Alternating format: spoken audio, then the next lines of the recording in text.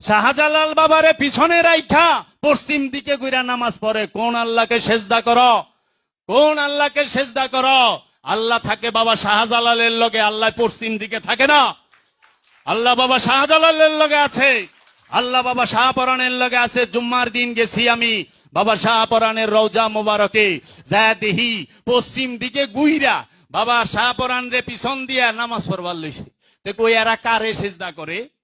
আমাদের সুরেশ্বরী বাবার এখানে অনেকে দেখি যে পশ্চিম দিকে গুইরা সুরেশ্বরী বাবারে সাইদা নামাজ পড়ে। এরা কারে সেজদা করে? আল্লাহ কি পশ্চিম দিকে থাকে? আল্লাহ কইছে আমি মুমিনের অন্তরে থাকি, মুমিনের নফসের নিকটে থাকি। নাহানু আকরাবু ইলাইহি মিন হাবলিল ওয়ারিদ, আমরা তোমার জীবন রোগের নিকটে অবস্থান করি।